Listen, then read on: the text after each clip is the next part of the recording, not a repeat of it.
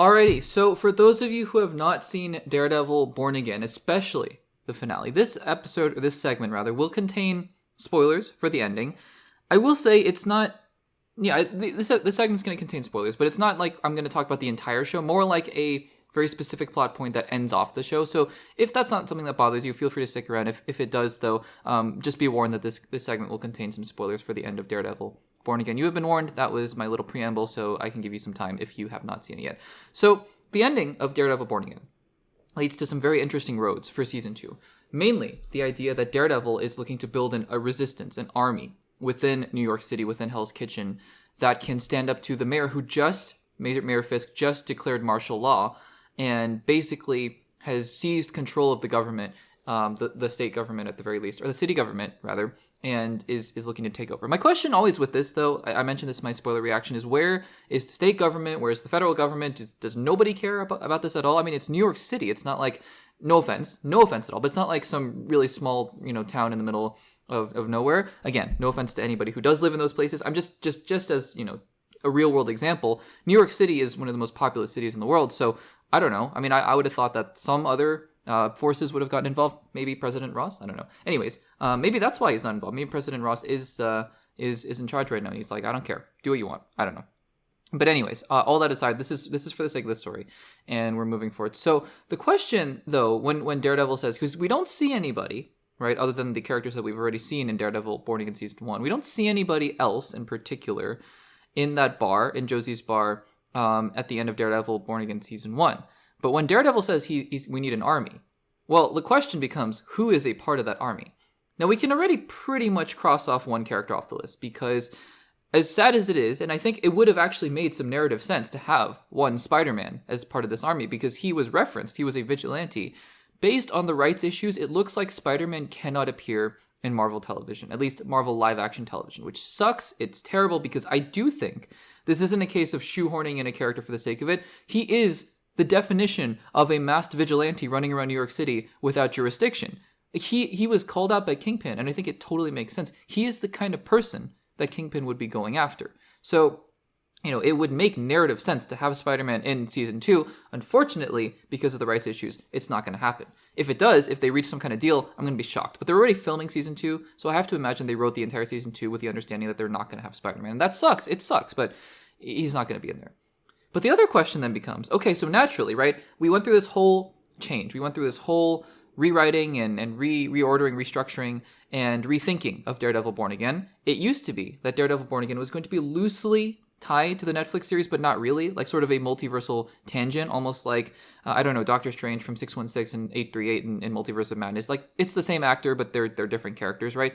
So it was going to be kind of tangentially like, oh, sure, Wilson Fisk and Charlie Cox's Matt Murdock were played by the same actors, but they're not the exact same from the Netflix series, a different universe. And also, the Vanessa was going to be played by a different actress, but he still has a Vanessa. But then they decided, no, we're just going to make the Netflix series canonical, which I think, based on what I've been seeing from my rewatches of the Netflix series, while they stop really hinting at connections to the wider MCU as the seasons go on, the first couple seasons of Daredevil, and especially the first season of Jessica Jones, has a lot of references to the Battle of New York. So it totally works. It totally works. Would I then say that, anyone who's watching, because I will eventually, hopefully, do another part to the Beginner's Guide to the MCU, which is, I haven't done one in a long time. It's complicated though now, right? Because do I recommend seeing the entire Defender saga as well as part of the MCU? I don't know. Frankly, I don't know. That's all an aside. The question is, are the Defenders, now given that the entire Netflix Marvel universe seems to be canon, are the Defenders going to show up in Season 2? Before we get into my personal thoughts here, because I do have some thoughts, the showrunner of Daredevil Born Again, Scartapane, his last name is Scartapane, I'm trying to find his, Dario Scartapane, gave some comments when asked about whether the Defenders are going to be showing up in Season 2. So I want to read out some of these quotes here before we get any further. So there are 3 separate quotes I'm reading from an article from The Direct. He says this, quote, "Without giving too much away, when you're working in what I would call the Hell's Kitchen corner of the MCU, these iconic characters, the Defenders, are always in your mind.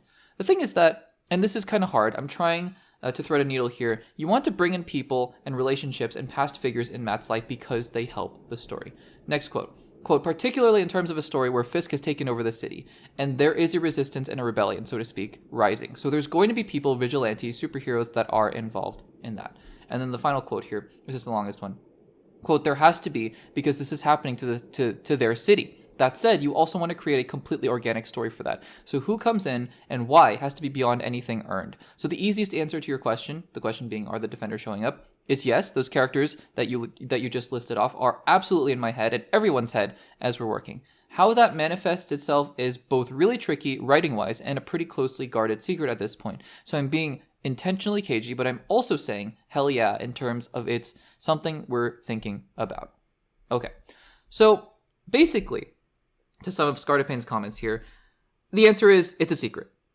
And I think the underlying answer to that question is also, well, what you're saying makes sense. So if you were to go logically, right, if we were thinking about a world in which Wilson Fisk has taken over New York City and he's going after vigilantes, would make sense if Daredevil is looking to get an army that vigilantes would show up. So his answer is both, it's a secret, I can't tell you, but if you were to follow those breadcrumbs, the answer probably is yes. So the question becomes, are the Defenders going to show up in Daredevil Born Again, Season 2? I think the answer is yes. I think that Jessica Jones, right, and Luke Cage are almost certainly going to show up in Daredevil Born Again Season 2. I think Iron Fist is more of a question because I think Iron Fist, based on what I remember, I have not seen the Iron Fist show. To be fair, I am only just now watching Jessica Jones. I watched, for context, when I originally watched these shows, I only watched Daredevil Season 1, 2, Defenders, and then Season 3. But now I'm doing a rewatch where I just rewatched Season 1 a couple months ago of Daredevil, and I'm now into Season 2, but I'm also starting the entire Defender saga for the first time, so Jessica Jones is what I'm currently into. But I will say that from what I remember, Iron Fist maybe doesn't have those close connections to New York City as the other two. So I would guess Jessica Jones and Luke Cage are very much tied to New York City, right? Jessica Jones being a private investigator in New York and Luke Cage being tied to Harlem. So I would say that those two characters showing up is pretty definite. Because, again, I think he's right. I mean, you bring in Punisher, right? Because Punisher and Matt have that connection. He's, Scartapane is talking about those past relationships. And Matt and Jessica, right, have that relationship. I wouldn't be surprised even if Rosario Dawson doesn't show up as Night Nurse. I think she survives Season 3. I can't remember, honestly. But I do think that it makes sense, right? Because, look, what you're trying to do, and what Scartapane is saying, is you don't want these characters just to show up because they show up, for the sake of it, right? I think that makes sense, and I think that's one of the reasons why Iron Fist may not show up. Again, also, underlying reason, he wasn't a fan favorite in the Defender saga. And sure, if he was as beloved as Punisher, he might show up, more likely than not.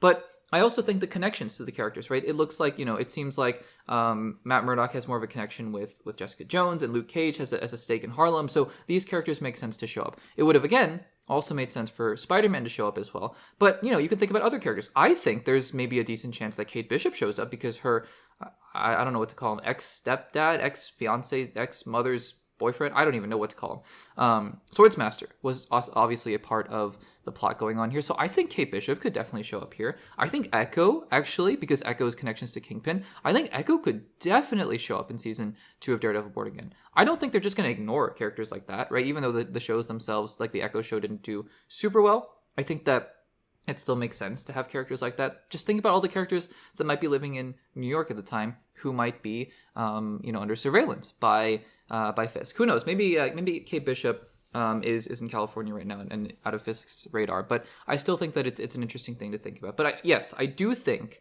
that in some way, shape, or form, we will get some of the Defenders coming into the MCU in Season 2. How that will happen, how much of the season that will encompass, I don't know. But if you're promising to build an army, then you got to make good on that promise, right? And if it's just a bunch of random vigilantes like in She-Hulk, where you just introduced a bunch of random D-list superheroes for a joke, which is, again, it was what it was. She-Hulk was a very different show. But if you're going to do that here, where Daredevil just finds a bunch of, D-list superheroes that we haven't heard of just to kind of fill out his army, I think it would be a little bit of a letdown of a payoff. Unless the story's great. Obviously, if the story's great, then all is forgiven. So we'll have to see about that, guys. What do you think about the Defenders showing up in Daredevil Born Again Season 2? Do you think it's likely, or do you think that maybe they'll wait till Season 3, or they'll just never show up in the MCU? Let me know in the comments down below.